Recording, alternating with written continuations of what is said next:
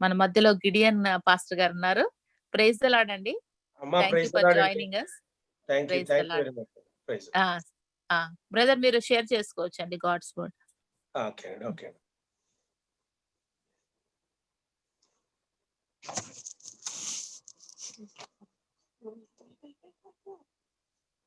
ప్రభువైన యేసుక్రీస్తు శుభనామమున కూడి వచ్చిన దైవ జనాంగం అంతటికి కూడా ప్రభు పేరట శుభాభివందనాలు తెలియజేస్తున్నాను.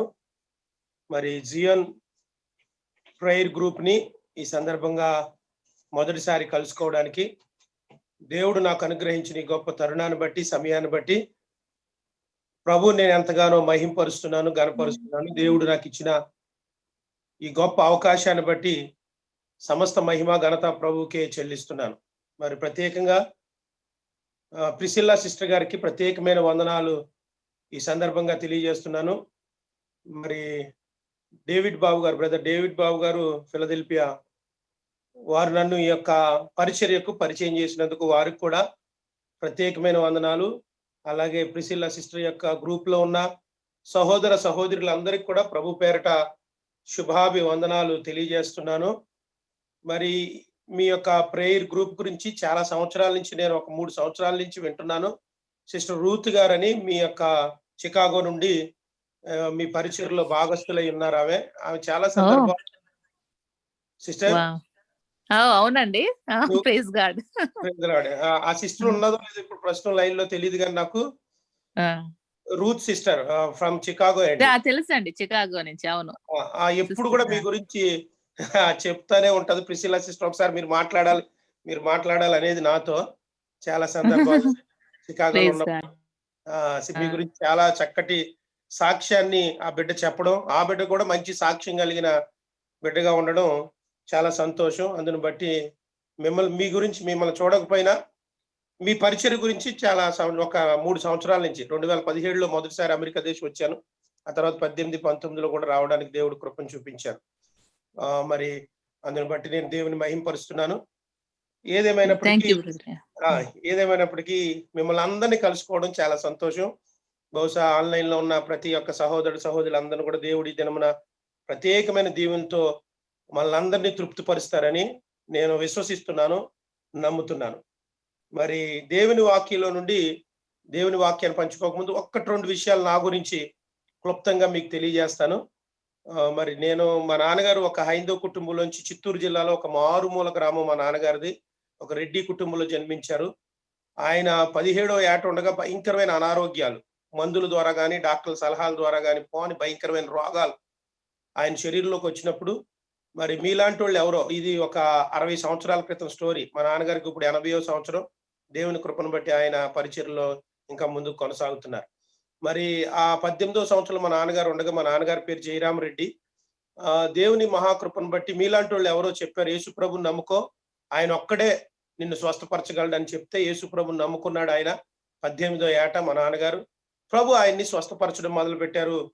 మరి ఈ క్రమంలో బైబిల్ పట్టుకుని ఇంట్లోకి వెళ్తే ఏదో నల్ల పుస్తకాన్ని, అన్ని మత గ్రంథాన్ని పట్టుకుని వచ్చావు, ఇంట్లోకి దీంతో రావద్దు, ఇది బయట పారవేసిరా, లేకపోతే నువ్వు వెలివేస్తావంటే, మా నాన్నగారు ఈ బైబిల్ గ్రంథమే నన్ను స్వస్థపరిచింది, నేనే మిమ్మల్ని వెలివేస్తున్నానని ఇంట్లోంచి బయటకు వచ్చారు. ఎక్కడికి వెళ్ళాలో తెలియదు, పెద్దగా క్రైస్తవులు తెలియదు. మరి తిరుపతి రైల్వే స్టేషన్కి వచ్చి తిన్నగా తిరుపతి రైల్వే స్టేషన్ లో ట్రైన్ ఎక్కి విశాఖపట్నం వెళ్ళిపోయి కొండల్లో 10 సంవత్సరాలు ప్రార్థన చేసుకున్నాడు. దేవుడు దర్శనమిచ్చి ఒక బోడి కొండలు చూపించాడు. అది ధవళేశ్వరంలో ఉందని వాకప్ చేసి, ధవళేశ్వరం ఆ కొండల మీదకి ఎవ్వరు మనుషుల సంచారం లేనప్పుడు మా నాన్నగారు ఇక్కడికి వచ్చి, మరి కొండ మీద అనేక ప్రాంతంలో ధవళేశ్వరం కాటన్ బ్యారేజ్కి ప్రసిద్ధి. మరి అక్కడ మా నాన్నగారు కొండల్లో పరిచర్య చేయడం మొదలు పెట్టారు. దేవుని మహాకృపను బట్టి ఒంటరిగా ఆ ప్రాంతాల్లోకి వచ్చినప్పుడు, మరి ధవళేశ్వరం పుర ప్రజలు అనుకునేవారట, లాంతర్ పెట్టుకుని ఆ కొండల మీద ప్రార్థన చేసుకుంటుంటే ఏదో కొరుందేయం వచ్చిందని అనుకునేవారట ఆ పట్టణంలో ఉన్నవారు. ఏదేమైనా మరి జనాలకి అవసరతలో ఉన్నప్పుడు ప్రార్థన చేయించుకోవడానికి అనేక మంది వచ్చేవారు. దేవుని మహాకృపను బట్టి దేవుడు ఏ స్థలంలో అయితే మా నాన్నగారు కొండల్లో ప్రార్థన చేసుకుని ఇప్పుడు మాకు అద్భుతమైన మందిరాన్ని ఇచ్చాడు, 30 సెంటర్స్ అనుగ్రహించాడు. జరగడానికి దేవుడు కృపను చూపిస్తున్నారు. అయితే నేను మా నాన్నగారికి భార్య, మీరు పెళ్లి చేసుకోవద్దని డాక్టర్ల సలహా, నీకు మంచి పిల్లలు సరిగ్గా పుట్టరని డాక్టర్ సలహా. అయితే దేవుడు భార్యనిచ్చాడు, 4 పిల్లల్ని ఇచ్చాడు. నాకు పిల్లలే కలగరు అని మరి వైద్యులు చెప్తే దేవుడు పిల్లల్ని ఇచ్చాడు కనుక నలుగురిని దేవుని సేవకిస్తానని చెప్పాడు. 2 ఆడపిల్లలు 2 మగ పిల్లలు. నేను ఇంటికి పెద్దోడిని. మొత్తానికి మేము నలుగురం కూడా ఇప్పుడు దేవుని పరిచర్యలో ఉండడానికి దేవుడు కృపను అనుగ్రహించాడు. మా నాన్నగారు పడిన కష్టాలు, ఉమ్మివేతలు, భయంకరమైన ఇబ్బందులు, అనారోగ్యాలు, సమస్యలు అన్ని చూచి పెరిగిన వాడిని గనక దేవుని సేవ అంటే నాకు అసలు ఇష్టం లేదు. నేను ఒక క్రికెటర్‌ని అవ్వాలని ఎన్నో ప్రయత్నాలు చేశాను. ఆంధ్ర యూనివర్సిటీ లెవెల్ వరకు నేను క్రికెట్ ఆడాను. ఆ తదుపరి మరి క్రికెట్‌లో నేను పైకి రాలేనని నాకు అర్థమైపోయింది. అది సపోర్ట్ లేకపోతే అది కుదరదని. ఆ తర్వాత నేను డిగ్రీ అయిన తర్వాత బీఎడ్, ఎంఎడ్ రాశాను. లెక్చరర్‌ని అయిపోవాలని, లేకపోతే టీచర్‌ని అవ్వాలని ప్రయత్నాలు చేశాను. ఆ ప్రయత్నాల్లో 97లో దేవుడు నాతో మాట్లాడాడు. "నువ్వు క్రికెటరు కాదు, బ్రాకెటరు కాదు, టీచరు కాదు.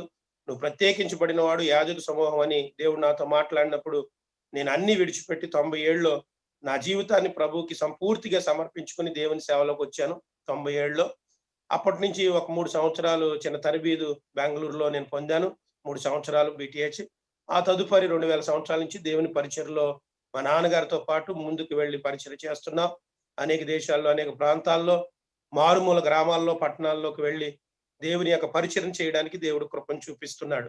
ఈ కరోనా వైరస్ ఉన్న ఈ దినాల్లో కూడా మరి ఆయా పేదలకు సహాయం చేయడం, ఇలాంటి కార్యక్రమాలన్నీ కూడా పరిచర్య పక్షాన్ని నుంచి చేయడానికి దేవుడు నాకు కృపను చూపించాడు. అందుని బట్టి దేవుని మహింపరుస్తున్నా. మరి క్లుప్తంగా ఇది నా గురించి. మరి ఎక్కువ సమయం నేను తీసుకోకూడదు గనక తక్కువ సమయంలో దేవుని వాక్యాన్ని కూడా మీ ముందు ఉంచాలని నేను ఆశపడుతున్నాను. అందుకొరకు న్యాయాధిపతుల గ్రంథం 11వ అధ్యాయం 1-11 వచనాలు ఈరోజు మన వాక్య భాగం. న్యాయాధిపతుల గ్రంథం 11వ అధ్యాయం 1-11 వచనాలు. ఇవి సేవకిస్తానని చెప్పాడు. 2 ఆడపిల్లలు 2 మగ పిల్లలు. నేను ఇంటికి పెద్దోడిని. ఇవి మనం గనక నలుగురం కూడా చూసినట్లయితే ఉండడానికి దేవుడు కృపను అనుగ్రహించాడు. మా నాన్నగారు పడిన కష్టాలు, ఉమ్మివేతలు, భయంకరమైన ఇబ్బందులు, అనారోగ్యాలు, సమస్యలు అన్ని చూసి పెరిగిన వాడిని గనక దేవుని సేవ అంటే నాకు అసలు ఇష్టం లేదు. నేను ఒక క్రికెటర్‌ని అవ్వాలని ఎన్నో ప్రయత్నాలు చేశాను. ఆంధ్ర యూనివర్సిటీ లెవెల్ వరకు నేను క్రికెట్ ఆడాను. ఆ తదుపరి క్రికెట్‌లో నేను పైకి రాలేనని నాకు అర్థమైపోయింది. అది సపోర్ట్ లేకపోతే అది కుదరదని. తర్వాత డిగ్రీ అయిన తర్వాత బీఎడ్, ఎంఎడ్ రాశాను. లెక్చరర్‌ని అయిపోవాలని, లేకపోతే టీచర్‌ని అవ్వాలని ప్రయత్నాలు చేశాను. ఆ ప్రయత్నాల్లో 97లో దేవుడు నాతో మాట్లాడాడు. "నువ్వు క్రికెటరు కాదు, బ్రాకెటరు కాదు, టీచరు కాదు. నువ్వు ప్రత్యేకించబడిన వాడు, యాజక సమూహం" అని దేవుడు నాతో మాట్లాడినప్పుడు నేను అన్నీ విడిచిపెట్టి 97లో నా జీవితాన్ని ప్రభువుకి సంపూర్తిగా సమర్పించుకొని దేవుని సేవలోకి వచ్చాను 97లో. అప్పటి నుంచి ఒక 3 సంవత్సరాలు చిన్న తరబీదు బెంగుళూరులో నేను పొందాను. 3 సంవత్సరాలు బీటీహెచ్. ఆ తదుపరి 2000 సంవత్సరాల నుంచి దేవుని పరిచర్యలో మా నాన్న. ఒక నిమిషం రీప్లే అవుతుందండి. ఒక్క నిమిషం చూడండి ఒకసారి. ఓకే. ఓకే. ఇప్పుడు ఓకే. స్టార్ట్ చేయండి. ఓకేనండమ్మా. ఓకే. మీ నా వాయిస్ క్లియర్ ఉంది కదండి? క్లియర్‌గా ఉంది. థాంక్యూ. న్యాయాధిపతుల గ్రంథం నుండి ఒక మాటను మీ ముందు ఉంచాలని ఆశపడుతున్నాను. మిస్పాలో యెహోవా సన్నిధి అనే యొక్క మరి థీమ్ ని మీ ముందు నేను ఉంచాలని ఆశపడుతున్నాను. అందుకు గాను న్యాయాధిపతుల గ్రంథం 11వ అధ్యాయం 1-11 వచనాలు. ఈ పారాగ్రాఫ్ అంతా నేను చదవను గాని 11వ వచనాన్ని మీకు నేను చదివి వినిపించాలని ఆశపడుతున్నాను. 11వ వచనం ఒకసారి దయచేసి చూడాలని కోరుతున్నాను. కాబట్టి యెఫ్తా గిలాదు పెద్దలతో కూడా పోయినప్పుడు జనులు తమకు ప్రధానిని గాను అధిపతిని గాను అతను నియమించుకొనిరి. అప్పుడు యెఫ్తా మిస్పాలో యెహోవా సన్నిధిని తన సంగతి అంతయు వినిపించెను. ఒకవేళ మీరందరూ కూడా ఒక్కసారి చివరి ఓట్ చదవగలిగితే నాతో కలిపి చాలా సంతోషిస్తాను.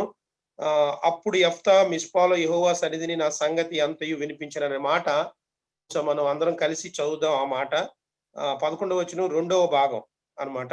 అప్పుడు యెఫ్తా మిస్పాలో యెహోవా సన్నిధిని తన సంగతి అంతయు వినిపించెను అని బైబిల్ గ్రంథంలో రాయబడి ఉంది. మిస్పా అనే అంశాన్ని మీ ముందు ఉంచాను. మిస్పాలో యెహోవా సన్నిధి అనే అంశాన్ని మీ ముందు నేను ఉంచుతాను. మిస్పా అంటే అర్థం ఏంటంటే వాచ్ టవర్ అని అర్థం. జనరల్ గా వాచ్ టవర్ అని తెలుగులో గనక దాన్ని నిర్వచనం చెప్పగలగాలంటే ఇలా చెప్పొచ్చు. ఏమని చెప్పొచ్చు అంటే కావలి వారు శత్రువులను ఎదుర్కోవడానికి, వారి కదలికలను ఎదుర్కోవడానికి ఒక ఉన్నతమైన స్థలంలో ఉండే స్థలం పేరే మరి వాచ్ టవర్ అని అంటాం.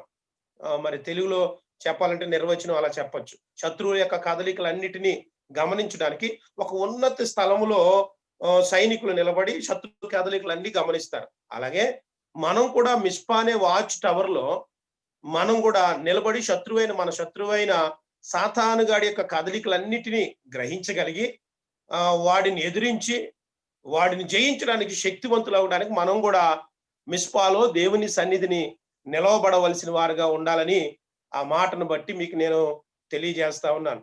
జరిగిన సన్నివేశం కనుక మీరు ఆలోచన చేస్తే ఇక్కడ ఒక 3 ప్రాముఖ్యమైన విషయాలు మీకు మీ ముందు నేను ఉంచాలని ఆశపడతా ఉన్నాను. ఇక్కడ ఈ సన్నివేశంలో ఈ పారాగ్రాఫ్ లో ఈ 11వ అధ్యాయంలో మనకి యెఫ్తా కనపడతాడు. యెఫ్తా ఎవరంటే యెఫ్తా నాన్నగారి పేరు గిలాదు. ఆ ఊరు పేరు కూడా గిలాదే అని అక్కడ రాయబడి ఉంది.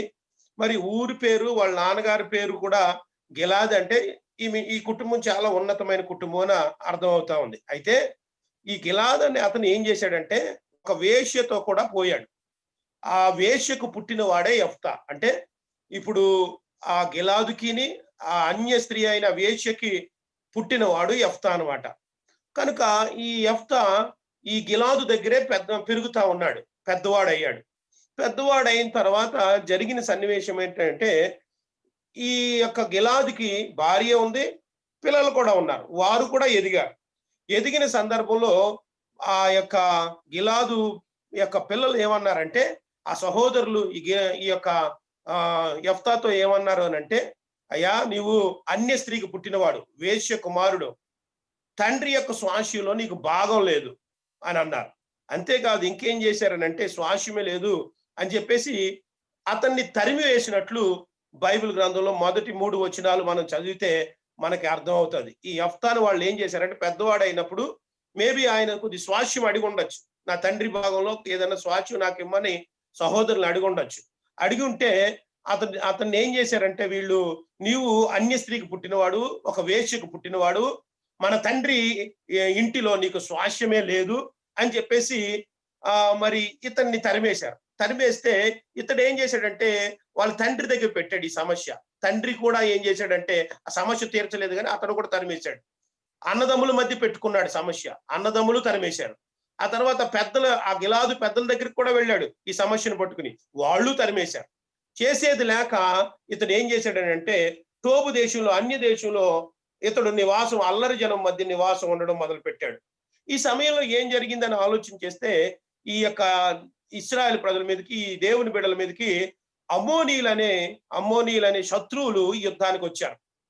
యుద్ధానికి వచ్చినప్పుడు అక్కడున్న పెద్దలకి, అనగా ఈ యొక్క గిలాదు పెద్దలకి సడన్ గా యెఫ్తా గుర్తొచ్చాడు. అయ్యర్రే, ఆ వేషి కుమారుడైన అతన్ని మనం తరిమేశామే, అతడు సామాన్యుడు కాదు, అతడు చాలా బలవంతుడు, అతడు యుద్ధ వీరుడు, అతడు పరాక్రమశాలి, అరే అతన్ని తరిమేశామే, ఇప్పుడు అతన్ని పట్టుకుని వచ్చి యుద్ధ రంగంలో మనం విజయం సాధించాలి. విజయం సాధించాలని అంటే అతన్ని పట్టుకొచ్చి ఈ యుద్ధ రంగంలో మనం నిలబడితే గానుక విజయం సాధించగలం, లేకపోతే మనం విజయం సాధించలేమని చెప్పి వాళ్ళు టోబు దేశానికి వెళ్ళి ఎవరినైతే తరిమేశారో అతని దగ్గరికే వీరు వెళ్ళి ఏం చేశాడంటే, అయ్యా ఇదిగో మన మీదకి అమ్మోనీయులు వచ్చారు యుద్ధానికి, నీవు వచ్చి మన పక్షాన్ని యుద్ధం చేస్తే నిన్ను అధిపతిగా చేసుకుంటాము, నిన్ను న్యాయాధిపతిగా చేసుకుంటాము, నిన్ను రాజుగా చేసుకుంటామని తెలియజేసినప్పుడు వెంటనే అతడు అడిగాడు, అయ్యా ఇంతకు ముందు నన్ను తరిమేశారు మీరు, ఇలాగే చాలా మాటలు చెప్పి ఇప్పుడు కూడా మళ్ళీ ఒకవేళ యుద్ధంలో నెక్కి మళ్ళీ నన్ను తరిమేస్తారా? లేదు అని చెప్పేసి ఈసారి నిన్ను మేము అధిపతిగా చేసుకుంటాం, న్యాయాధిపతిగా చేసుకుంటాం, అధికారిగా చేసుకుంటాం అని చెప్పేసి అనడం జరిగింది. అదే విధంగా వారు ఇశ్రాయేలు దేశానికి అతన్ని తిరిగి తీసుకుని వచ్చి, ఆ గిలాదు దేశంలోనికి తిరిగి తీసుకుని వచ్చి అతన్ని ఏం చేశారంటే అక్కడ రాయబడిన మాట, పెద్దలందరూ జనులు తమకి ప్రధానిగా అధిపతిగా చేసుకున్నారు. ఏమండి, ఈ వ్యక్తిని ఒకప్పుడు ఒరే అబ్బాయి నీకు స్వాస్యం లేదని తరిమేశారు, అన్నదమ్ములు తరిమేశారు, అక్కడున్న ఆ యొక్క తండ్రి తరిమేశాడు, అక్కడున్న పెద్దలు తరిమేశారు. ఎవరైతే తరిమేశారో వారే వెళ్ళి తిరిగి ఇతను తీసుకుని వచ్చి ఎంత ఉన్నతమైన స్థితిని ఇచ్చారంటే ఈసారి. ఒకప్పుడేమో చిన్న స్వాస్యాన్ని అడిగాడు, కొద్దిగా చిన్న స్వాస్యం ఉంటే చాలు, ఆ స్వాస్యంలో నేను అడ్జస్ట్ అయిపోతానని అడిగాడు. ఈసారి అతన్ని ఏం చేశారంటే ఏకంగా సింహాసనం మీదే కూర్చోబెట్టారు. దేవునికి స్తోత్రం కలుగును గాక. నిజంగా అలా తీసుకొచ్చినప్పుడు సాధారణంగా అతను ఏమనాలనంటే, రండి తీసుకురండి, యుద్ధ రథాలు ఎక్కడున్నాయి, మన యుద్ధ కవచాలు ఎక్కడున్నాయి, వెళ్ళి వాడితో యుద్ధం చేద్దాం రండి, నేను పరాక్రమశాలిని, నన్ను తీసుకొచ్చారు కనుక యుద్ధం చేద్దాం రండి అని చెప్పేసి వెంటనే అతడు వెళ్ళలేదు. అక్కడ రాయబడిన మాట, అతన్ని ఎప్పుడైతే ప్రధానిగా అధిపతిగా వారు నియమించుకున్నారో వెంటనే యెఫ్తా చేసిన పని ఏంటనంటే మిస్పాకెళ్ళి తన సంగతి అంతా ప్రభువుకి తెలియజేశాను. దేవునికి స్తోత్రం కలుగును కాక. మిస్పా అంటే ఇప్పుడు అర్థం మన సంగతి అంతా ప్రార్థన ద్వారా దేవునికి తెలియజేసే స్థలమే మిస్పా. ఇప్పుడు ప్రార్థన చేస్తున్నాడు, మిస్పాకు వెళ్ళి ఈ రీతిగా ప్రార్థన చేస్తున్నాడు. ఏ రీతిగా ప్రార్థన చేసి ఉండొచ్చు?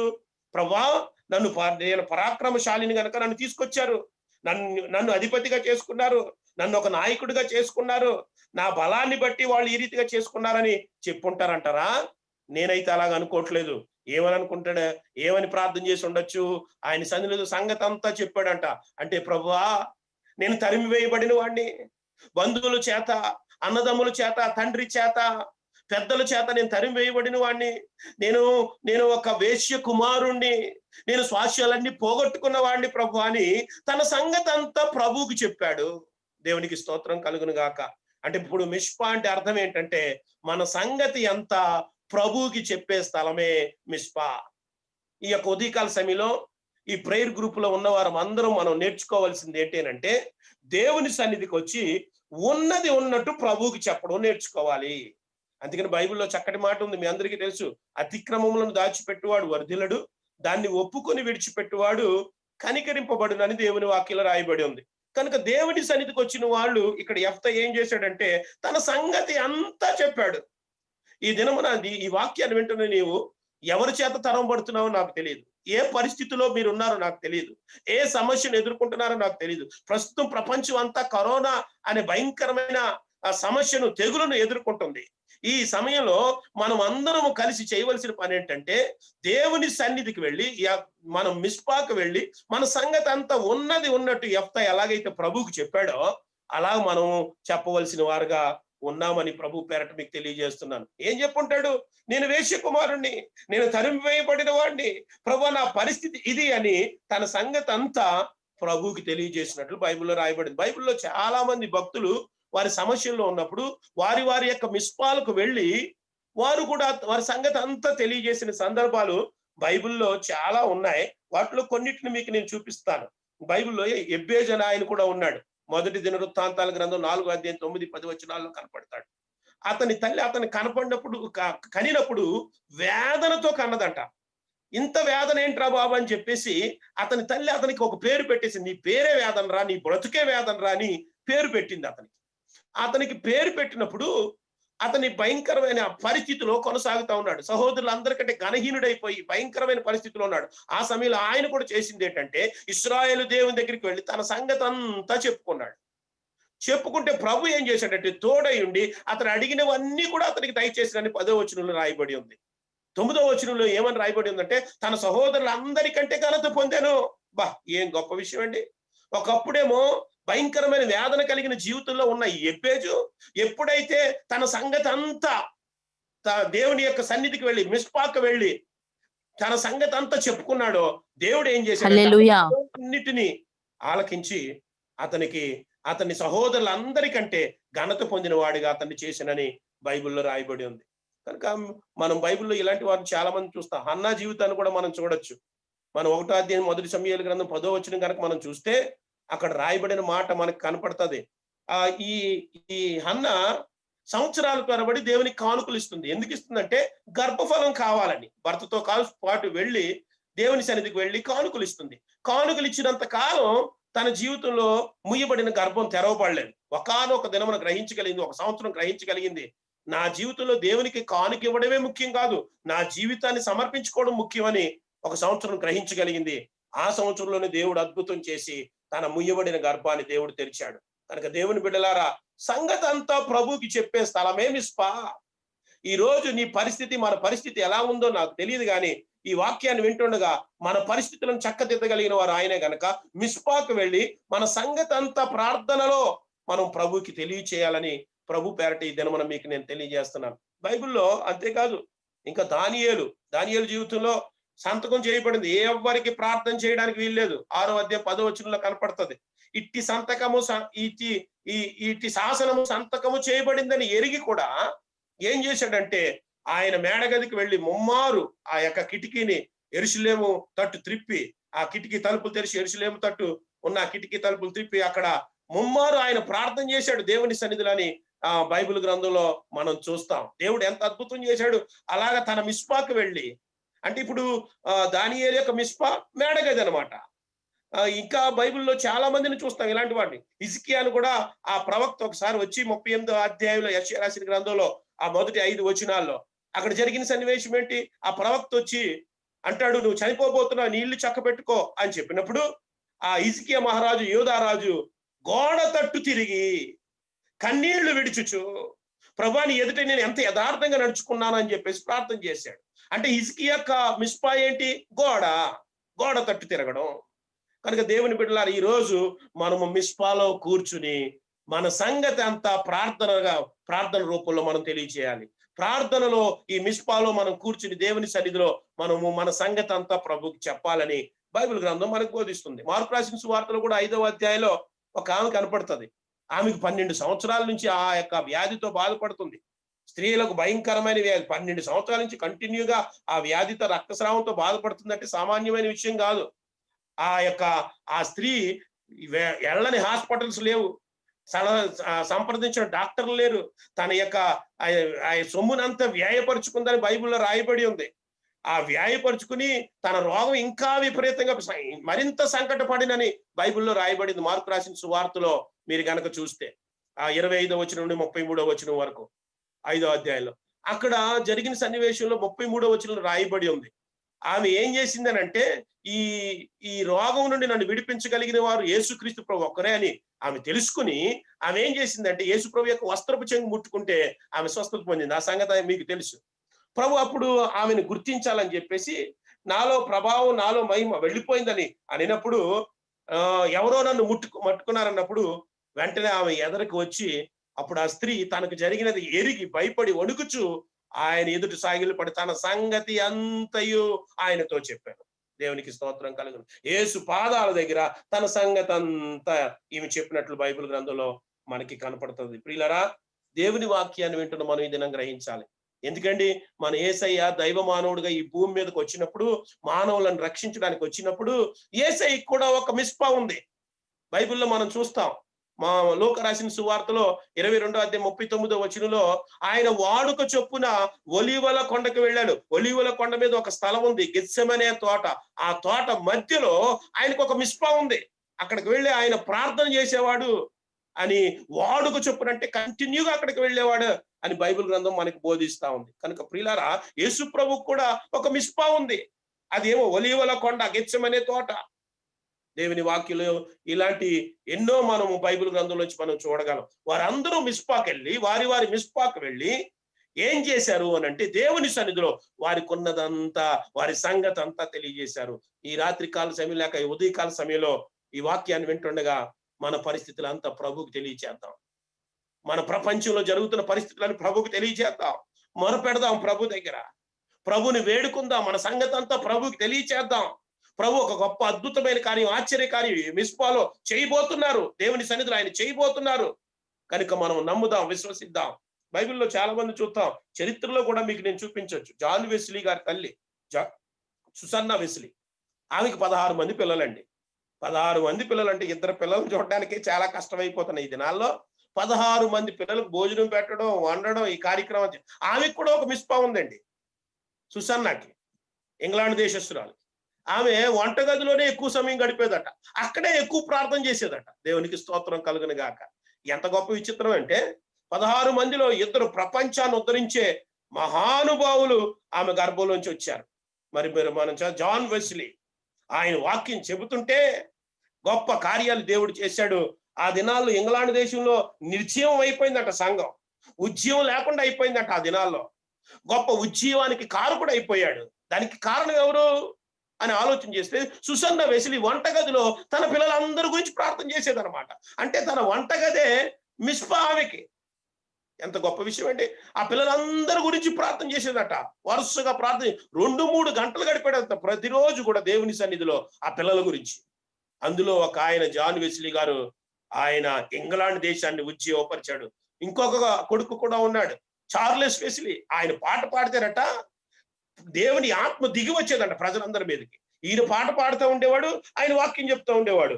ఆ దినాల్లో నిర్జీవంగా ఉన్న ఇంగ్లాండ్ దేశం గొప్ప ఉజ్జీవం వచ్చినట్లు చరిత్ర మనకి తెలియజేస్తోంది. ప్రియులరా, ఈ వాక్యాన్ని వింటున్న నీవు ఈ దినాన్ని గ్రహించాలి. నాకు కూడా ఒక ముస్లిం సహోదరి ఒక సాక్ష్యం నేను విన్నాను.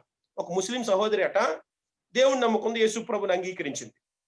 ప్రార్థన చేసుకోవడానికి భర్త ఎంత మాత్రం అంగీకరించలేదు. ప్రార్థనకి వెళ్ళడానికి అంగీకరించట్లేదు, ఇంట్లో ప్రార్థన చేసుకోవడానికి కూడా అంగీకరించట్లేదు. అవసరమైతే ఆమెను చాలా ఇబ్బంది పెడుతున్నాడు, హింస పెడుతున్నాడు.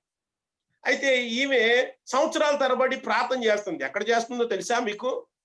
ఆమె వాష్రూమ్కి వెళ్ళి ఆమె యొక్క చేయవలసిన స్నాన సమయాలన్నింటినీ తగ్గించుకొని త్వరగా ముగించుకుని అక్కడే ఆ యొక్క వాష్రూమ్లోని మోకాళ్ళుని సంవత్సరాల తరబడి ప్రార్థన చేసిందట. ఎంత దేవుడు కృప చూపించాడంటే ఆ భర్త తర్వాత సంవత్సరాల్లో మారిపోయాడు. వారిద్దరూ ఇప్పుడు భక్తులైపోయారు. వారు పరిచర్లో భాగస్థులై ఉన్నారు, యేసు ప్రభు పరిచర్లు. కనుక దేవుని బిడ్డలారా, ఎవరైతే మిస్పాకు వెళ్ళి, మిస్పా అంటే అర్థం మన సంగతి అంతా చెప్పే స్థలమే మిస్పా. ఈరోజు ఏ పరిస్థితిలో మీరున్నారో నాకు తెలియదు, కానీ దేవుని వాక్యం బోధిస్తుంది. కష్టకాలంలో ఉన్నారేమో, సమస్యలు ఉన్నారేమో, అనారోగ్యాలతో ఉన్నారేమో, ఇబ్బందులో ఉన్నారేమో, అవమానాలతో ఉన్నారేమో, ఏ ఇక్కట్లలో ఉన్నారో గాని దేవుని వాక్యం బోధిస్తా ఉంది. నీవు మిస్పాకు వచ్చి నీవు ఉన్నది ఉన్నట్టుగా ప్రభువుకి తెలియజేస్తే, యెఫ్తావలే భక్తులు ఎందరి వలె ఉన్నది ఉన్నట్లుగా మనం ప్రభువుకి తెలియజేస్తే ఈ రోజు దేవాతి దేవుడు అద్భుత కార్యం, ఆశ్చర్యకార్యం చేస్తాడు. నెంబర్ 1 మిస్పా అంటే సంగతి అంతా చెప్పే స్థలమే మిస్పా. నెంబర్ 2 మిస్పా అంటే ఏంటో మీకు తెలియజేస్తాను. అసలు మిస్పా అనే మాట మొట్టమొదటి రాయబడింది ఆదికాండంలో. ఆదికాండం మీరు గనక చూస్తే ఆదికాండం 31వ అధ్యాయం 48వ వచనం చదువుతున్నాను చూడండి. మొట్టమొదట మిస్పా పేరు రాయబడిన రెఫరెన్స్ అదనమాట.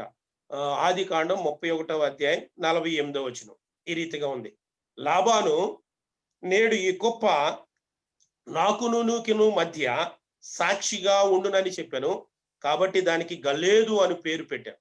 మరియు మనం ఒకరికొకరు దూరముగా ఉండగా యెహోవా నాకును నీకును మధ్య జరుగునది కనిపెట్టనని చెప్పాను గనుక దానికి మిస్పా అను పేరు పెట్టాను. దేవునికి స్తోత్రం కలుగునుగా. మొట్టమొదట మిస్పా అనే పేరు బైబిల్ గ్రంథంలో ఇక్కడే మనకు కనపడుతుంది, ఈ వచనంలోనే మనకు కనపడుతుంది. జరిగిన సన్నివేశం ఏంటంటే, మన యాకోబు గారు ఒంటరిగా ప్రయాణం చేసుకుంటూ మొత్తానికి లాబాను దగ్గర చేరుకున్నాడు. లాబాను దగ్గర తన మేనమామ దగ్గర కష్టపడి పనిచేశాడు. కష్టపడి పనిచేస్తే దేవుడు ఏం చేశాడంటే 20 సంవత్సరాల్లో దేవుడు లాబానికంటే గొప్ప ఆస్తిపరుడుగా దేవుడు యాకోబును ఆశీర్వదించేశాడు. ఆశీర్వదించిన క్రమంలో లాబాను కుమారులు అతని మీద ఒకలాంటి అసూయ పడిపోయి చాలా ఆస్తిపరుడైపోయాడని అసూయ పడిపోయినప్పుడు ఈ సంగతి యాకోబునకు తెలిసినప్పుడు యాకోబు గారు ఏం చేశాడంటే, ఇక మీదట మనం ఇక్కడ ఉంటే బాగోదు, దేవుడు ఆల్రెడీ నాకు చెప్పాడు, నా సొంత దేశానికి వెళ్ళిపోమన్నాడు అని చెప్పి తన భార్యలతో తన దాసీలతో అందరితో చెప్పినప్పుడు వారందరూ ఓకే అయిపోయి ఒక రాత్రికాల సమయంలో వారి ఆస్తి అంతటిని పట్టుకుని, భార్యలను, పిల్లల్ని, దాసీలను, తనకున్న ఆస్తిని అంతటిని పట్టుకుని చెప్పా చేయకుండా ప్రయాణం చేసేసాడు. ప్రయాణం చేసి వస్తున్న క్రమంలో ఒక 3 రోజులు అయిపోయింది. 3 రోజుల తర్వాత లాబాను చూసుకుంటే తన పిల్లలు లేరు, అక్కడ తన యాకోబు లేడు, వారికి ఉన్న ఆస్తి పాస్తులు ఏమీ లేవు. ఇది తెలుసుకున్న లాబాను ఏం చేశాడంటే కొంతమంది బంధువులను పురమాయించుకుని ఎలాగైనా సరే ఈ యాకోబుకి హాని చెయ్యాలి, ఆస్తినంతా తిరిగి తీసుకుని వచ్చేయాలని చెప్పేసి ప్రయాణం చేశాడండి. 7 దినాల దూరం అంత ప్రయాణం చేసిన తర్వాత మొత్తానికి యాకోబుని కలుసుకున్నాడు. కలుసుకున్న స్థలం పేరేంటంటే గిలాదు కొండ దగ్గర కలుసుకున్నాడు. కలుసుకుని ఏం చేయాలనుకుంటున్నాడంటే యాకోబు దగ్గర ఉన్న స్వాస్యం అంతా పట్టేసుకుని వచ్చి అతనికి ఏ రీతిగా అయినా యాకోబుకి హాని చేయాలని అనుకుంటున్నాడు. అయితే ఆ రాత్రికాల సమయంలో దేవుడు మన లాబానుతో మాట్లాడినట్టు చూస్తాం. మీరు కనుక 31వ అధ్యాయం ఆదికాండం మీరు కనుక చూస్తే 24వ వచనం కనుక చూస్తే గిలాదు కొండ మీద అతన్ని కలుసుకొనెను. ఆ రాత్రి స్వప్నమందు దేవుడు సిరియావాడైన లాబాను వద్దకు వచ్చి, నీవు యాకోబుతో మంచి గాని చెడ్డ గాని పలుకకు, జాగ్రత్త సుమి అని అతనితో చెప్పాను. దేవునికి స్తోత్రం కలుగును గాక. మా నాన్నగారు కూడా ధవళేశ్వరం వచ్చినప్పుడు అన్యులను అందరినీ నడిపిస్తున్నప్పుడు చాలా మంది మా నాన్నగారి మీదకి వచ్చేవారట. ఆ సమయంలో నేను కూడా చాలా చిన్నవాడుగా ఉన్నప్పుడు చాలా సందర్భాల్లో చూశాను. రేపు నీ సంగతి తెలియజేస్తామనంటే రాత్రికి రాత్రి దేవుడు వారితో మాట్లాడి ఉదయం వచ్చి, దేవుడు మాతో మాట్లాడాడు, మమ్మల్ని క్షమించండి అని చెప్పి మారు మనసు పొందిన వాళ్ళు చాలా మంది ఉన్నారు మా హౌస్ ఆఫ్ ప్రేయర్ లో, మా పరిచర్యలో. కనుక దేవుని బిడ్డలారా, అదే రీతికి ఇక్కడ కూడా జరిగింది. ఆ రాత్రి దేవుడు అంటున్నాడు, రేపు ఉదయకాలం ఏదో హాని చేయాలనుకుంటున్నావు యాకోబుకి హాని చేయడానికి వీల్లేదు, అతను ఏం చెప్తే అది చెయ్యి అన్నట్టుగా, నువ్వు మంచి గాని చెడ్డ గాని మాట్లాడడానికి వీల్లేదు అంటాడు. అందుకని 29వ వచనం మీరు కనుక చూస్తే ఇదే అధ్యాయంలో, మీకు హాని చేయుటకు నాకు చేతనవును అంటాడు. నీకు హాని చేయడం, ఉదయం లేచి యాకోబుతో మాట్లాడుతున్నాడు, నీకు హాని చేయడానికి నాకు చేతనవును, ఎందుకంటే బంధువులందరినీ తీసుకొచ్చాను, నిన్ను కొట్టడానికి తీసుకొచ్చాను, నిన్ను హాని చేయడానికి తీసుకొచ్చాను, ఈ ఆస్తి అంతా తిరిగి తీసుకెళ్ళిపోవడానికి తీసుకొచ్చాను. అయితే దేవుడు గత రాత్రి నాతో మాట్లాడాడు, మంచి గాని చెడ్డ గాని మాట్లాడొద్దు, యాకోబు ఏం చెప్తే అది విను అని చెప్పేసి దేవుడు మాట్లాడినప్పుడు, అందుకనే ఇప్పుడు మనం ఒక ఒప్పందం చేసుకుందాం అని చెప్పేసి ఏం చేశారంటే, ఆ ఒప్పందంలో ఆ యొక్క గిలాదు కొండ మీద కొన్ని ఆ యొక్క చుట్టుపక్కల ఉన్న రాళ్ళన్నీ తీసుకుని వచ్చారు. ఆ రాళ్ల మధ్యలో ఒక పెద్ద ఒక కర్రను ఆ రాళ్ల మధ్యలో పాతారు. ఇలాగా పాతి అంటున్నారు, అటువైపు ఆయన నిలబడ్డాడు యాకోబు, ఇటువైపు లాబాను నిలబడ్డాడు.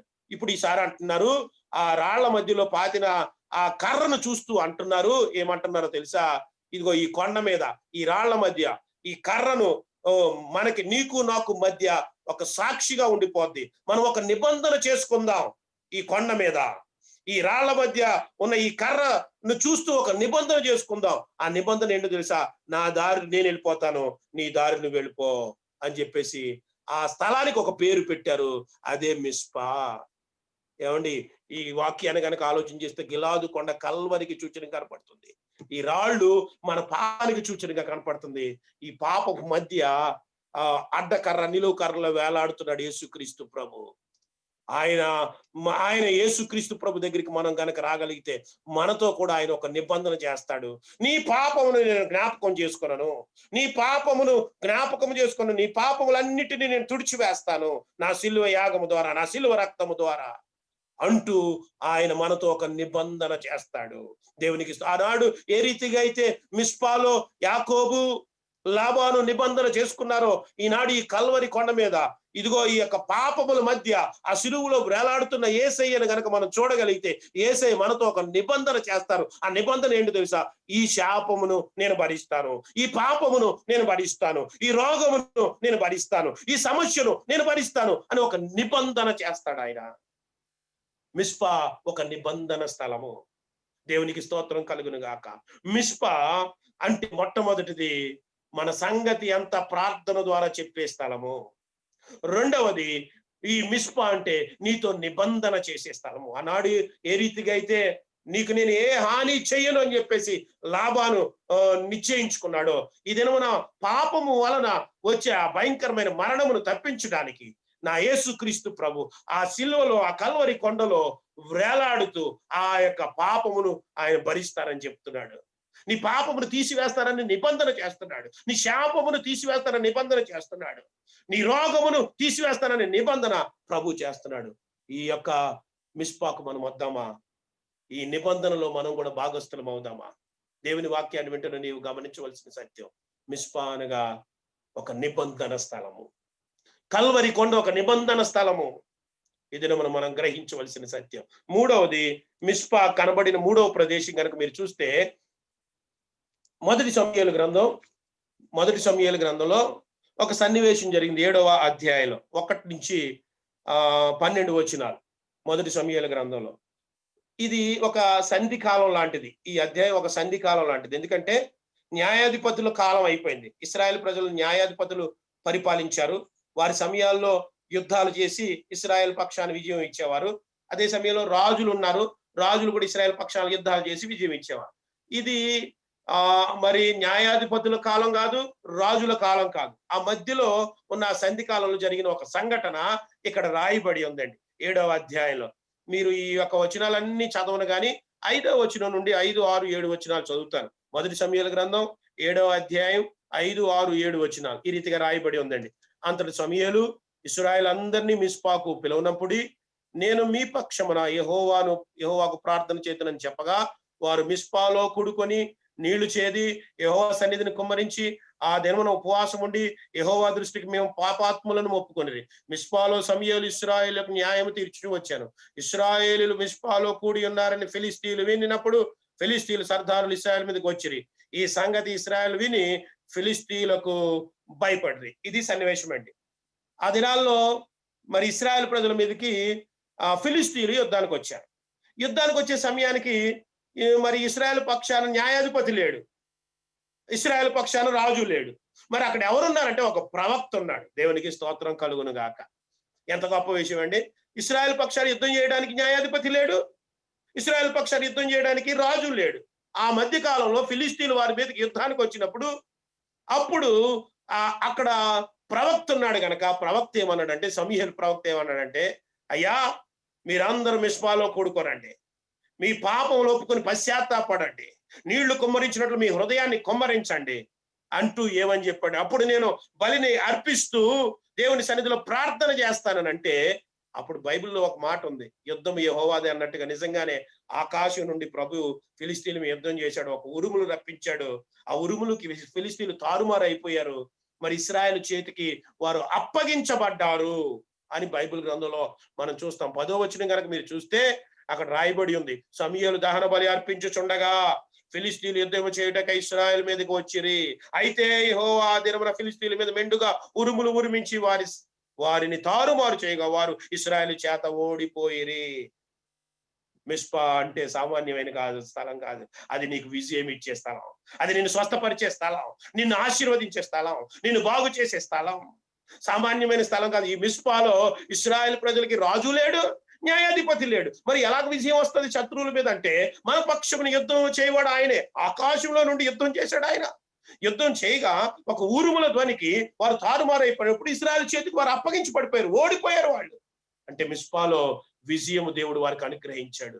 ఎలా వచ్చిందో ఈ విజయం చెప్తూ అంటాడు 12వ వచనంలో, అప్పుడు సమూయేలు ఒక రాయిని తీసుకుని మిస్పాకు చేనుకును మధ్య దానిని నిలిపి, ఇంతవరకు యెహోవా మనకు సహాయం చేసినని చెప్పి దానికి ఎబెనేజరు అను పేరు పెట్టెను. ఎబెనేజరు అనగా సహాయపు రాయి. మిస్పాలో దేవుడు తప్పనిసరిగా మనకు సహాయం చేస్తాడు. ఈ మిస్పాకు నీవు గనక ఈ యొక్క ఉదయకాల సమయంలో రాగలిగితే, ప్రభువా నీ సన్నిధికి నేను వచ్చాను, నా సంగతి అంతా ఉన్నది ఉన్నట్టు చెప్తున్నాను, నా పరిస్థితి ఇది ప్రభా, నా కుటుంబ పరిస్థితి ఇది నాయన, నా ఉద్యోగ పరిస్థితి ఇది నాయన, నేను చేస్తున్న పనులు ఈ పరిస్థితుల్లో నేను ఎదుర్కొంటున్నాను, ఈ సమస్యను నేను ఎదుర్కొంటున్నాను, ఈ పాపపు జీవితంలో నేనున్నాను, ఈ అవమానకరమైన జీవితంలో నేనున్నాను. ఆనాడు యెఫ్తా ఏ రీతిగా చెప్పాడో, నేను ఇదిగో వేశ్య కుమారుణ్ణి, నేను తరిమి వేయబడిన వాడిని, నేను నా బంధువుల చేత అందరి చేత తరిమి వేయబడిన వాడిని, నేను నా స్వాస్థ్యాన్ని పోగొట్టుకున్న వాడిని, ఇప్పుడు ఏం చేయమంటావు ప్రభువా అని అడిగితే, ప్రభు నీకు విజయం ఇస్తానని చెప్పాడు.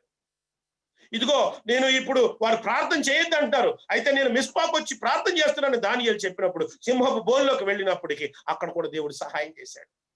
ఈ దినమున దేవుని వాక్యాన్ని ఇదిగో మిస్పాకు వెళ్ళి గెత్సెమనేలో యేసుక్రీస్తు ప్రభు కుమారుడైన దేవుడు ప్రార్థన చేసినప్పుడు అక్కడికి దేవదూతను పంపి దేవుడు ఆయన్ని బలపరిచాడు ఆ సిలువను మోయడానికి. ప్రియులారా, ఈ వాక్యాన్ని వింటుండగా మనం కూడా మిస్పాకు వద్దాం.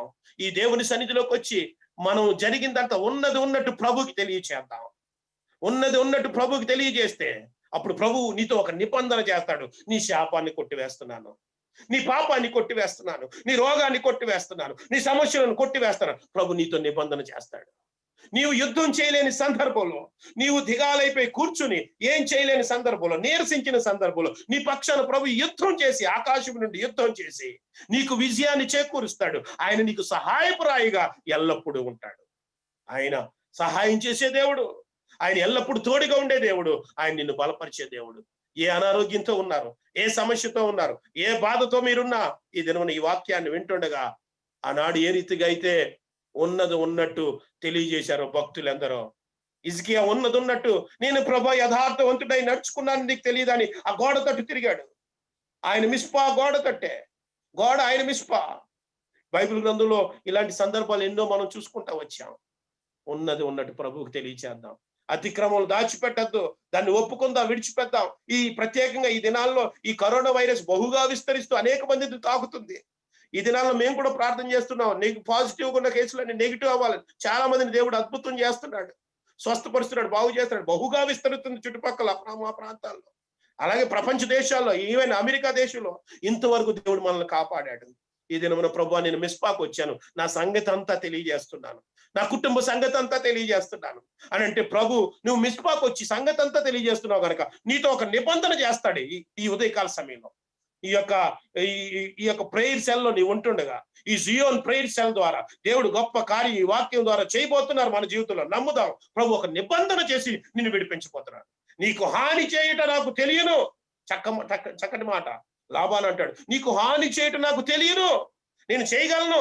బంధువులందరితో వచ్చింది దేనికో తెలుసా? నీకు హాని చేయడానికే, ఈ ఆస్తిని అంతా తిరిగి తీసుకెళ్ళిపోవడానికే. అయితే దేవుడు నాతో మాట్లాడాడు. ఈ రోజున దేవుడి కార్యం నువ్వు చూడబోతున్నావు, దేవుని కార్యం మీరు చూడబోతున్నారు. దేవుడు ఒక నిబంధన ప్రభు మనతో చేయబోతున్నాడు. మనం అందరం కలిసి ప్రార్థన చేయవలసిన సమయం ఆసన్నమైంది. దేవుని వేడుకోవలసిన సమయం, పశ్చాత్తాపడవలసిన సమయం ఆసన్నమైంది. ఎందుకంటే ప్రపంచం అంతటా ఇది ఒక సూక్ష్మజీవి. ఈ కరోనా వైరస్ మనుషులు కనపడదు, ఎక్కడుందో తెలియదు, ఎవరితో ఉందో తెలియదు, ఎవరిలో ఉందో తెలియదు. ఇలాంటి భయంకరమైన పరిస్థితుల్లో మనం ప్రభువా నీ కాళ్ళ కింద శీఘ్రమే ఇది త్రొక్కబడాలి అని కన్నీటితో ప్రార్థన చేసి, సముద్ర అగాధంలో ఇది ముంచి వేయబడాలి, నీ వీపు వెనకాల తట్టు ఇది పారవేయబడాలి అని మనం ప్రార్థన చేయబద్దులు మన దేవుడు ఒక గొప్ప కార్యం చేస్తాడు. మనతో ఒక నిబంధన చేస్తున్నాడు. ఈ స్థలంలో దేవుడు ఈ దినమున ఒక నిబంధన చేస్తున్నాడు. నిన్ను విడిపిస్తాను, నిన్ను కాపాడుతాను, నిన్ను బయటికి నేను తీసుకుని వస్తాను, నీకు నేను విజయమునిస్తాను, నీకు సహాయప్రాయిగా నీ జీవితాంతకాలము నేను ఉంటాను. ఈ మాటను వింటున్న నీవు మిస్పాకు వస్తావా? ఆయన సన్నిధిలో ఉన్నది చెప్తావా? ఆయన దగ్గర నిబంధనను సంపాదించుకుంటావా? ఆయన నీతో ఒక నిబంధన చేయబోతున్నాడు. ఆ నిబంధన ఏంటో తెలుసా? నిన్ను విడిపిస్తాను, నీకు విజయం ఇస్తాను, నిన్ను స్వస్థపరుస్తాను, నిన్ను రక్షిస్తాను, నిన్ను ఆశీర్వదిస్తాను, నిన్ను దీవిస్తానని ఆయన తెలియజేస్తున్నారు. మనం అందరం కలిసి ఈ దినమున ప్రభువా ఆనాడు ఏ రీతిగా అయితే మిస్పాలోకి వచ్చి సంగతి అంతా తెలియజేశాడు, ఆ స్త్రీ 12 సంవత్సరాలు రోగం చేత ఉన్న ఆ స్త్రీ నీ పాదాల దగ్గరికి వచ్చి సంగతి అంతా ఎలా తెలియజేసిందో, భక్తులు ఎందరో ఏ రీతిగా అయితే వారి యొక్క సంగతులన్నీ తెలియజేశారో, నేను కూడా అదే రీతిగా ప్రభువా ఈ మిస్పాకు వచ్చి నీ సన్నిధిలోకి వచ్చి ఈ ప్రార్థన కుడికులు ఈ జియోన్ ప్రేయర్ టవర్ లో నీ సన్నిధిలో ఏకీభవిస్తున్నాను అంటూ మీరు గనుక నాతో కలిసి ఈ ప్రార్థనలో ఏకీభవించగలిగితే, ఏ సమస్యలో ఉన్నా, ఏ బలహీనతలో ఉన్నా, ఏ వ్యాధితో ఉన్నా, ఏ ఇబ్బందితో, ఏ అవమానంతో ఉన్నా, ఏ సమస్యతో ఉన్నా, ప్రభు మనలందరినీ ఈ మిస్పాలో విడిపించును గాక. ఈ జియోన్ ప్రేయర్ టవర్ లో దేవుడు ఈ దినమున ఈ ఉదయకాల సమయంలో ఈ ప్రార్థన కుడికిలో ఒక గొప్ప అద్భుతమే దేవుడు చేయును గాక. అందుకొరకు సిద్ధపడదాం. ప్రభువా మిస్పాకు వచ్చాను, నీ సన్నిధిలో ఉన్నట్టు చెప్తున్నాను, నాతో ఒక నిబంధన చేయవా, నాకు విజయం ఇవ్వవా, నన్ను స్వస్థపరచువా, నాకు సహాయపు రాయిగా ఎల్లప్పుడూ నాకు తోడుగా ఉండవా అని ప్రభువుని వేడుకుందాం. ప్రభు తప్పనిసరిగా మన జీవితాల్లో గొప్ప కార్యాలు చేయునుగాక. చిన్న ప్రార్థన చేస్తాను, దయచేసి నాతో ఏకీభవించవలసిందిగా కోరుతున్నాను. కృపగల తండ్రి, దయగల దేవా, ప్రిస్కిలా సిస్టర్ను బట్టి వేలాది స్తుతులు చెల్లించుకుంటున్నాను. వారి బృందాన్ని బట్టి నిన్ను మేము స్తుతిస్తున్నాం. అమెరికా దేశంలో చుట్టుపక్కల ప్రాంతాల్లో ఆయా రాష్ట్రాల్లో ఉన్న మా సహోదర సహోదరులందరి కొరకు వేడుకుంటున్నాను. వారి ప్రాణాలు నీ చేవపు మూటలో దాచిపెట్టమని ప్రార్థన చేస్తున్నాను. అయ్యా, ఈ కరోనా వైరస్ భయంకరంగా విస్తరిస్తున్న ఈ దినాలలో కూడా మమ్ములను, మా కుటుంబాలను, మా కలిగిన సమస్తాన్ని మీరు కాపాడారు ఇంతవరకు. అందును బట్టి వేలాది స్తోత్రాలు చెల్లించుకుంటున్నారు. దాని బారిన పడిన వారిని కూడా మీరు స్వస్థపరుస్తున్నారు. అందును బట్టి వందనాలు ప్రభువా. కనికరించి ఒక అద్భుతం చేసి ఈ కరోనా వైరస్ శీఘ్రమే నీ కాళ్ళ కింద త్రొక్కబడాలి. ఈ జియోన్ ప్రేయర్ టవర్ ద్వారా మేమందరం కలిసి ఏకీభవిస్తూ అడుగుతున్నాం, ప్రార్థన చేస్తున్నాం. ఆనాడు ఏ రీతిగా అయితే ఇశ్రాయేలు ప్రజలందరూ కూడా మిస్పాకు వచ్చి నీళ్లు కుమ్మరించినట్లు వారి హృదయాలు కుమ్మరిస్తూ పశ్చాత్తాపడుతూ వారి పాపములు ఒప్పుకొని ప్రార్థన చేయగా మీరే వారి పక్షమును యుద్ధము చేసి ప్రభువా గొప్ప విజయం ఇచ్చారు. వారికి సహాయపు రాయిగా మీరు తోడై ఉన్నారు. అదే రీతిగా ఈ యొక్క ప్రేయర్ సెల్లో ఉన్న వారందరికీ తోడై ఉండండి ప్రభువా. ఈ దినమున వాక్యం విన్నవారు అందరము కూడా నీ సన్నిధికి వచ్చి ఎప్పటికప్పుడు మా జీవితంలో రహస్యాలు ఏది కూడా దాచిపెట్టకుండా ప్రభా మా పాపములు నీ సన్నిధిలో ఒప్పుకోవడానికి, పశ్చాత్తాపడడానికి కృపను చూపించండి. మా అతిక్రమంలో ఏది మేము దాచిపెట్టకూడదు నీ దగ్గరికి వచ్చినప్పుడు ప్రభా. ఇదిగో నాయన, మిస్పాకు వచ్చినప్పుడు మా సంగతి అంతా నీకు తెలియచేయాలి. యెఫ్తా అలా తెలియజేశాడు, భక్తులందరూ అలా తెలియజేశారు సంగతి అంతా. వారందరినీ విడిపించిన దేవుడు, మమ్మల్ని కూడా విడిపించండి నాయన. మీరు మాతో ఒక నిబంధన చేసే దేవుడు నాయన. ఈ కల్వరి కొండ దగ్గరికి వచ్చాం, సిలువ యాగం దగ్గరికి వచ్చాం, సిలువలో మా కొరకు చిందించిన పవిత్రమైన రక్తం దగ్గరికి మేము వచ్చాం ప్రభా. మాతో ఒక నిబంధన చేసే దేవుడు. నీ పాపములు ఎన్నడూ జ్ఞాపకం చేసుకొనను, నీ శాపములను తీసివేస్తాను, నీ రోగములన్నింటినీ తీసివేస్తానని నిబంధన చేసే దేవుడు ప్రభా. మేము యుద్ధం చేయలేని సందర్భాలలో, ఎవరు మాకు సహాయం చేయలేని సందర్భాలలో మీరొక్కరే మాకు సహాయం చేయగలిగిన దేవుడు ప్రభా. మీరొక్కరే మమ్మల్ని స్వస్థపరచగలిగిన దేవుడు నాయన. మీరొక్కరే మా పాపం నుంచి విడుదల చేయగలిగిన దేవుడు నాయన. మీరొక్కరే మాకున్న సమస్యల నుంచి విడుదల చేయగలిగిన దేవుడు నాయన. జిగటగల దొంగ ఊబిలో కూరుకుపోయినప్పుడు చెయ్యిచ్చి లేవనెత్తే దేవుడు మీరొక్కరే ప్రభా. స్థిరపరిచేవారు మీరొక్కరే నాయన. కనుక వందనాలు చెల్లించుకుంటున్నారు. మాకు సహాయం చేయరండి. మేమందరం కలిసి ఈ జీవన్ ప్రేయర్ టౌన్ లో మిస్పాకు వచ్చాం ప్రభా. నీ సన్నిధిలో ప్రతిపాలుకుంటున్నాను. ఈ బిడ్డలందరి గురించి వేడుకుంటున్నాను. వీరి కుటుంబాల గురించి, వీరి బిడ్డల గురించి వేడుకుంటున్నాను. ఏ యొక్క తెగులు మా గుడారాలను సమీపించకూడదు నాయన. మాలో నీవు నివాసం చేయమని కోరుతున్నావు ప్రభా. అగ్ని ప్రాకారమే దాని మధ్య నేను నివాసిగా ఉందినన్న వాగ్దానాన్ని నెరవేర్చమని ప్రార్థన చేస్తున్నావు.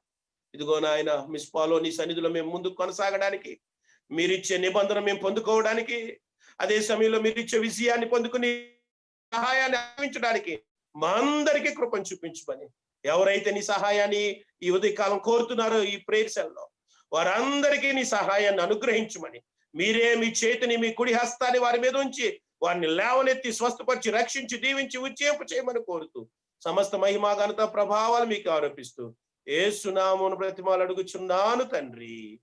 ఆమేన్, ఆమేన్, ఆమేన్. May God bless you. దేవుడు మిమ్మల్ని బహుగా దీవించును గాక. అందరూ మరి రొట్టె ద్రాక్షరసం తెచ్చుకోండి. అందులోపల మరి సిస్టర్ ఒక సాంగ్ పాడతారు. ఎవరైనా పాడతారండి? కమ్యూనియన్ తగ్గ సాంగ్ ఎవరైనా పాడాలనుకుంటే పాడొచ్చు. డైజీ సిస్టర్ గాని, స్నిగ్ధ సిస్టర్ గాని పాడతారా? Daisy sister? Okay, Snigdha sister మీరు పాడండి. ఆ కమ్యూనియన్ కి తగ్గ పాట, రొట్టె ద్రాక్షరసం వాళ్ళకు తగ్గ పాట ఏమన్నా పాడండి. సరే.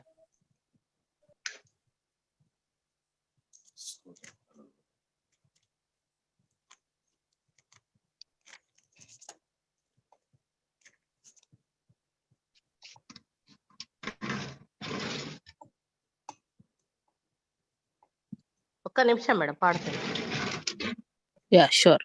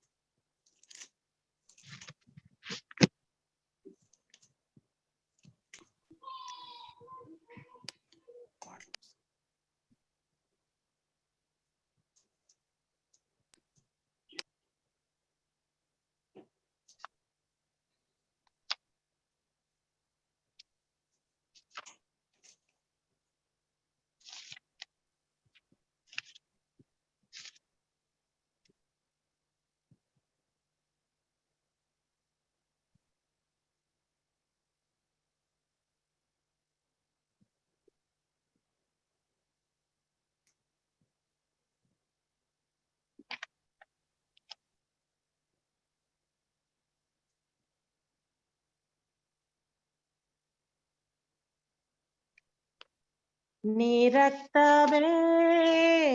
రక్తమే నన్ను శుద్ధీకరించును, నీ రక్తమే నా భారము, నీ రక్తధారలే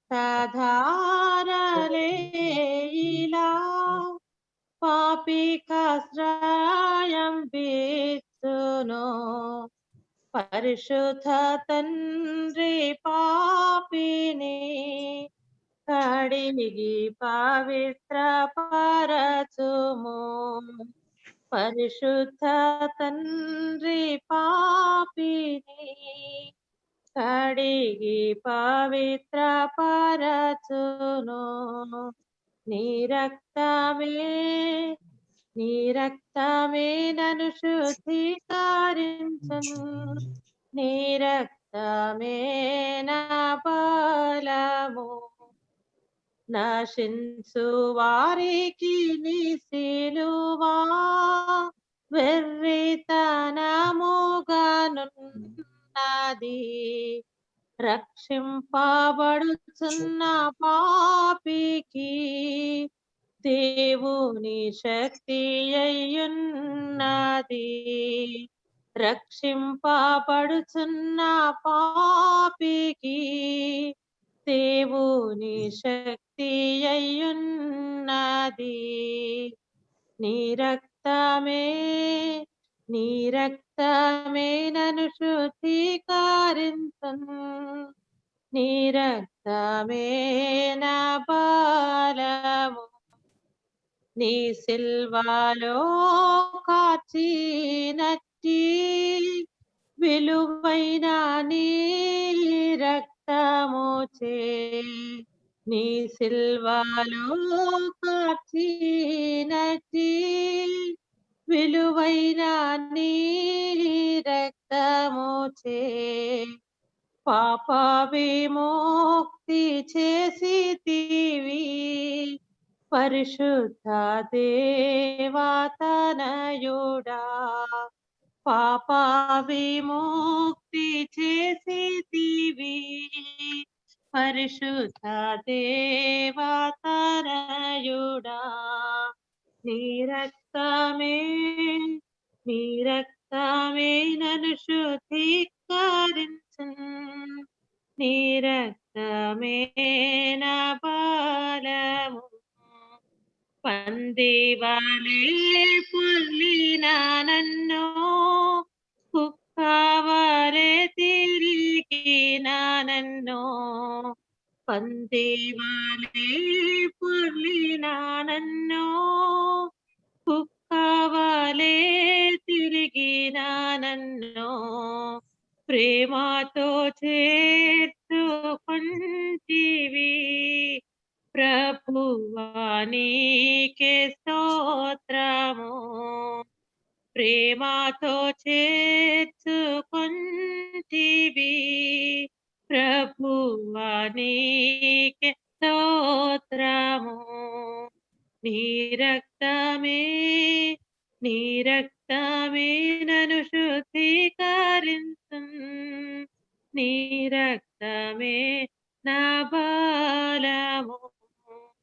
నన్ను వెంబడించు సైతాను, నన్ను బెదరించు సైతాను, నన్ను వెంబడించు సాతాను, నన్ను బెదరించు సాతాను తును మాడేది నీ రక్తమే, సహించేది నీ రక్తమే. తును మాడేది నీ రక్తమే, సహించేది నీ రక్తమే. నీ రక్తమే నన్ను శుద్ధీకరించును. నీ రక్తమే నా బలము. స్తుతి మహిమ ఘనతయు యుగ యుగంబులకును. స్తుతి ఘనత మహిమయు యుగ యుగంబులకును. స్తుతి పాత్ర నీకే చెల్లును. స్తోత్రార్హుడా నీకే తగును. స్తుతి పాత్ర నీకే చెల్లును. స్తోత్రార్హుడా నీకే తగును. నీ రక్తమే నన్ను శుద్ధీకరించును. నీ రక్తమే నా బలము. Praise the Lord.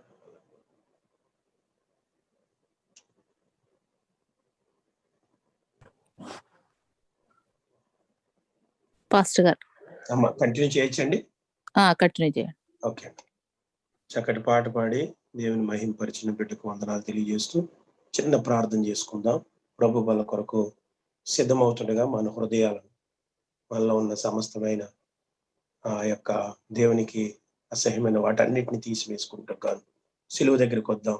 ఆ సిలువ రక్తం మరొకసారి మనం జ్ఞాపకం చేసుకుందాం.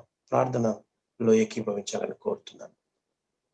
కృపా సత్య సంపూర్ణుడు అయిన మా దేవ, మహోన్నతుడా, మీ మహిమా సింహాసనాన్ని ఇదిగో మా కొరకు విడిచిపెట్టి లోకానికి దిగి వచ్చి సిలువ మరణం పొందినంతగా తగ్గించుకుని సిలువలో మీ పవిత్రమైన రక్తం మా పాపం నిమిత్తమై చిందించిన దేవా, మీకు వందనాలు.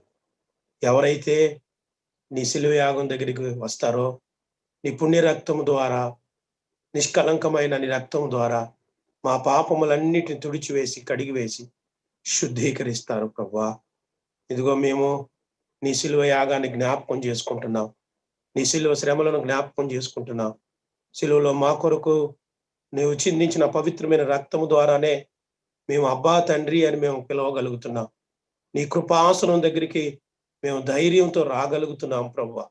అందుకే వేలాది స్తోత్రాలు చెల్లించుకుంటూ ఇదిగో నాయన మరొకసారి మమ్మల్ని మేము పరీక్ష చేసుకుంటున్నాం, పరిశోధించుకుంటున్నాం. నీకు ఆయాస్కరమైన మార్గములన్నింటినీ మా జీవితం నుంచి తీసివేసుకుని ఇదిగో నాయన నీ బల్లను సమీపిస్తున్న ప్రతి బిడ్డను కూడా పవిత్రపరచండి నాయన.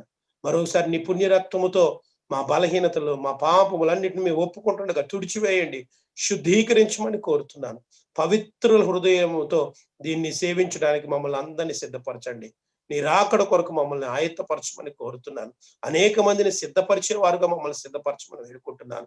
మరొకసారి మీ సిలువ యాగాన్ని బట్టి, మీ సిలువ రక్తాన్ని బట్టి వందనాలు చెల్లించుకుంటూ సమస్త మహిమ ఘనత ప్రభావాలు మీకు ఆరోపిస్తూ ఈ ప్రభు బలలో పాల్గొంటున్న ఈ కమ్యూనియన్లో, హోలీ కమ్యూనియన్లో పాల్గొంటున్న ప్రతి వారిని దీవించి ఆశీర్వదించమని యేసునామమున అడుగుచున్నాను తండ్రి, ఆమేన్.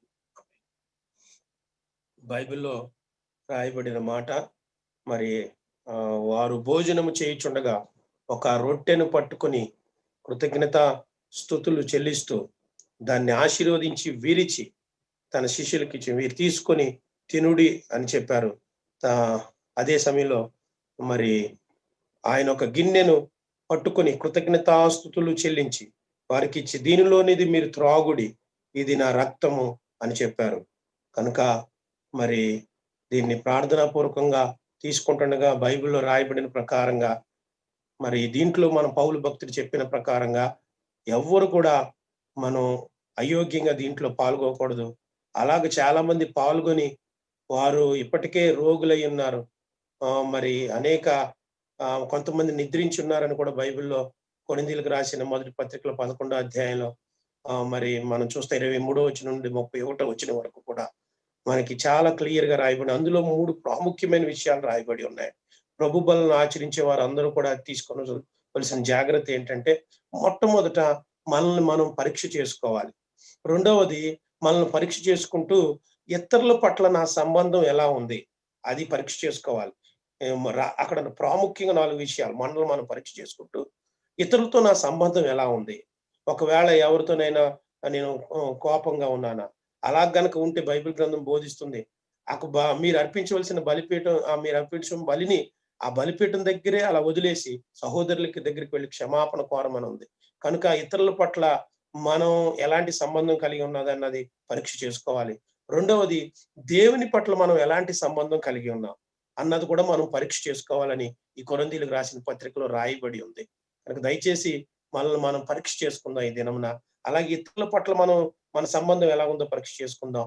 దేవుని పట్ల మన సంబంధం ఎలా ఉందో, దేవుని పట్ల మన సంబంధం అది ప్రార్థన చేయడం ద్వారా సంబంధం పెరుగుద్ది, వాక్యాన్ని ధ్యానం చేయడం ద్వారా దేవునితో సంబంధం పెరుగుద్ది, పరిశుద్ధులతో సహవాసం చేయడం ద్వారా దేవునితో సంబంధం మనకి పెరుగుతుంది. కనుక ఇలాంటి సంబంధం ఎలా ఉందో మనం పరీక్ష చేసుకోవాలి. దేవునితో మన సంబంధం ఎలా ఉందో, అలాగే లోకంతో మన సంబంధం ఎలాగుందో కూడా మనం పరీక్ష చేసుకోవాలి.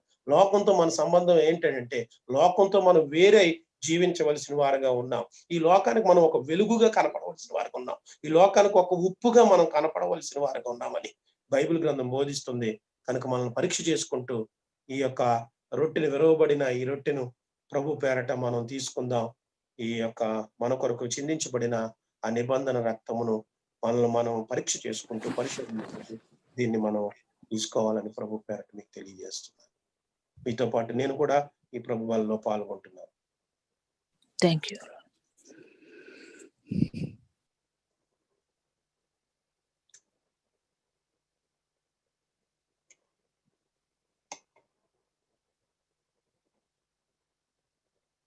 ఒకవేళ మీరు తీసుకుంటున్నట్లయితే ప్రార్థనాపూర్వకంగా తీసుకునండి. ఒకవేళ ఒక నిమిషం మీ కొరకు నేను ఆగి ఉంటాను.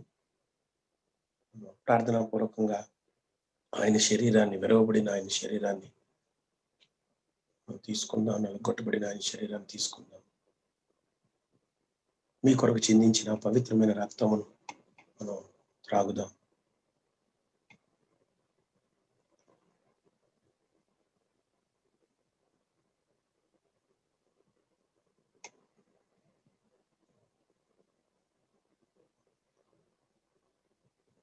ఒకవేళ అది మీరు గనక ఫినిష్ చేసి ఉంటే, అంతటా వారు ఒక కీర్తన పాడి ఒలీవల కొండకి వెళ్ళిరని బైబిల్లో రాయబడి ఉంది. చిన్న స్తుతి పాట పాడుకుని మొదటి చరణం, చివరి చరణం దేవుని స్తుతించుడు అందరికీ వస్తుందని నేను అనుకుంటున్నాను. దేవుని స్తుతించుడు అనే పాట అందరికి వస్తుందని అనుకుంటున్నాను. ఒకవేళ మీరు ముగిస్తే ఈ పాటను స్టార్ట్ చేసి మొదటి చరణం, చివరి చరణం పాడుకుని ప్రార్థనతో మనం ముగించుకుందాం ఈ ప్రభు వల్ల ఆరాధనని. పాడొచ్చండి, పాడండి. దేవుణ్ణి స్తుతించుడి, ఎల్లప్పుడు దేవుణ్ణి స్తుతించుడి, దేవుణ్ణి స్తుతించుడి, ఎల్లప్పుడు దేవుణ్ణి స్తుతించుడి. ఆయన పరిశుద్ధాలయమందు, ఆయన పరిశుద్ధాలయమందు, ఆయన సన్నిధిలో, ఆయన సన్నిధిలో ఎల్లప్పుడు దేవుని స్తుతించుడి, దేవుని స్తుతించుడి, ఎల్లప్పుడు దేవుని స్తుతించుడి.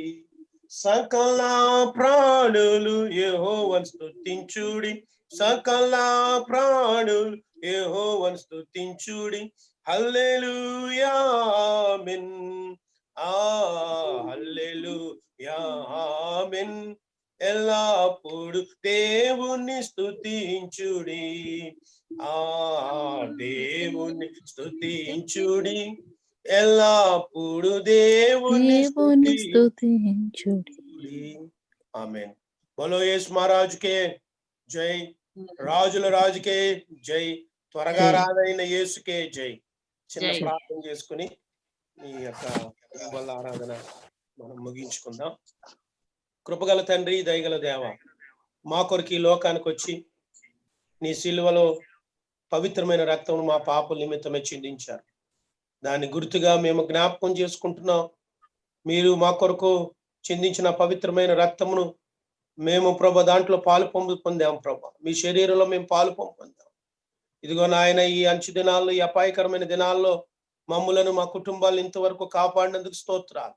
ఈ ప్రభువులను ఎంతమంది అయితే ఆచరించారో వారందరినీ దీవించండి, వారి కుటుంబాలను ఇంకను ఆశీర్వదించండి, వారి బిడ్డలను ఇంకను దీవించమని కోరుతున్నాను. అనేక మందిని నీ రాకడ కొరకు సిద్ధం చేయడానికి, అనేక మందికి సువార్తను ప్రకటించడానికి ఈ జియోన్ ప్రేయర్ గ్రూప్ వారు అందరూ కూడా ప్రభా సిద్ధపడుతుండగా నాయన, ప్రిసిల్లా సిస్టర్ వారి బృందాన్ని అంతటిని కూడా మీ చేతికి అప్పగిస్తున్నాం ప్రభా. వారిని దీవించండి, వారి పరిచయలు ఇంకను అభివృద్ధి పరచమని కోరుతున్నాను. ప్రతి ఆటంకాన్ని తొలగించండి. ఇగో మేము ఏది మా పరిస్థితులు ఎలా ఉన్నా మిస్మాకు వచ్చి మా సంగతి అంతా తెలియజేస్తే, మాతో నిబంధన చేసి మాకు విజయం ఇచ్చి సహాయపురాయిగా ఉండి మమ్మల్ని నడిపించే దేవుడు కనుక వందనాలు చెల్లించుకుంటున్నాను. వినిన వాక్యాన్ని బట్టి వందనాలు.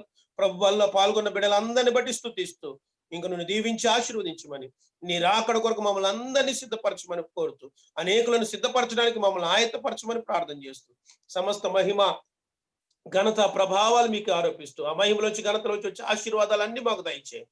ప్రత్యేకంగా ఈ కరోనా వైరస్ బహుగా విస్తరిస్తున్న దినాల్లో సమస్తమైన కుటుంబాలు మీ చేతికి అప్పగిస్తున్నాం. ప్రతి గుడారంలో ఉన్న దుర్మార్గతను యేసునామమున వెళ్ళగొడుతుండగా, ప్రతి గుడారము చుట్టూ నీ అగ్ని ప్రాకారంగా మీరు ఉండాలని మేము కోరుతున్నాం. ఏ తెగులు నీ గుడారాన్ని సమీపించుదన్న వాగ్దానాన్ని ఈ దినాల్లో మీరు నెరవేరుస్తున్నారు, ఇంకను నెరవేర్చమని కోరుతూ, సమస్త మహిమ ఘనత ప్రభావాలు మీకు ఆరోపించుకుంటూ యేసు ఘననామమున బ్రతిమాలు అడుగుచున్నాను తండ్రి.